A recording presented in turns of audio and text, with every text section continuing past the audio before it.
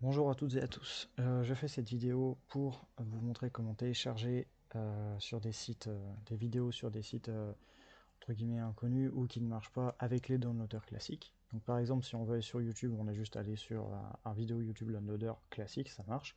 Mais pour des sites comme Voranime ou Let Me Watch This qui possèdent des films anglais, là c'est plus compliqué. Donc par exemple, si on veut aller, il va juste avoir l'extension HLS Downloader qui va permettre de récupérer l'index des fichiers M3U8. C'est un fichier qui permet d'indexer. Donc là, il faut juste aller sur l'épisode, lecteur VOE. Et là, on peut arriver, remplir la captcha. C'était pas ça. C'était pas ça non plus. Toujours pas. Toujours pas. Toujours pas. Toujours pas. Toujours pas. Toujours pas. On derrière un VO, putain. Toujours pas. Toujours pas. Allez, tiens, je prends tout. Toujours pas. Ah! Donc voilà. Et quand on va réussir enfin à le faire et à valider, automatiquement, il va réussir à choper l'index. Donc l'indexage va le faire et on a juste à cliquer sur Download et ça va automatiquement télécharger. Sur un film, ça va être la même chose. Donc, je sais pas, premier truc qui passe. Moi, je suis méchant 4. On a juste à faire ça, à cliquer pour que l'index se lance, trouve l'indexage des segments trucs.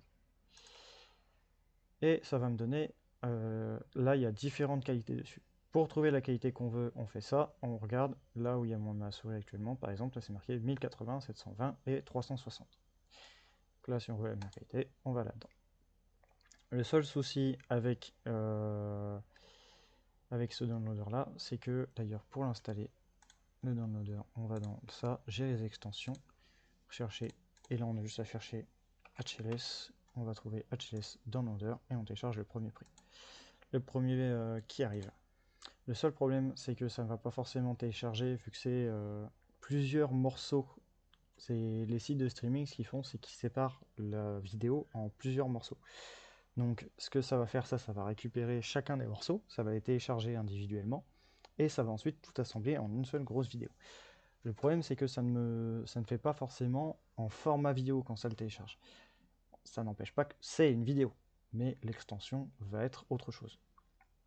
Et donc, par exemple, quand cette vidéo va finir, ça va être, là c'est un fichier, enfin voilà, c'est marqué fichier 127 SPN, ça c'est une extension de site internet. Donc là, au lieu d'avoir cette extension là par exemple, on peut l'enlever et on peut remplacer par un point MP4. Quand on enregistre, on va avoir un fichier .mp4 qui sort avec la vidéo. La vidéo qui contiendra du coup tout, il n'y aura pas de souci, il y aura le son, l'image. Enfin bref, il y a tout. Même chose du coup pour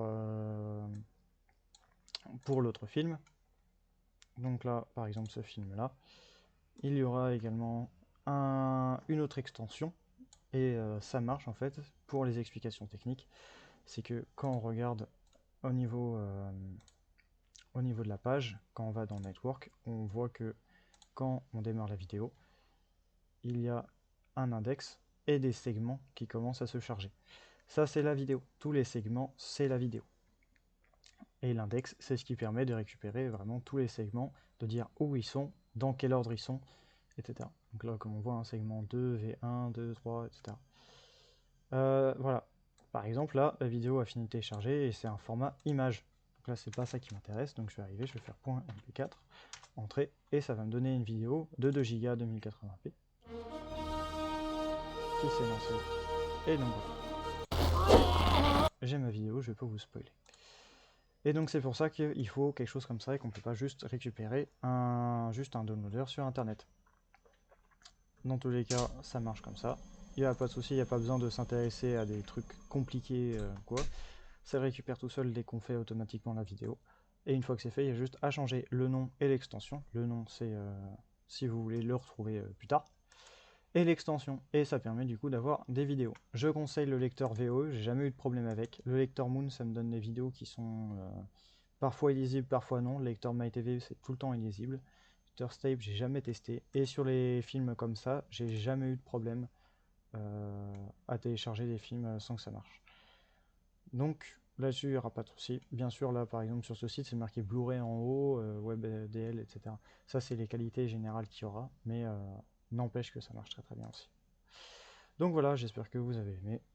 N'hésitez pas à partager ça à vos amis. Pas forcément la vidéo, mais au moins comme vous avez fait. C'est quelque chose qui n'est pas forcément très connu et qui mérite quand même un peu d'attention. Merci.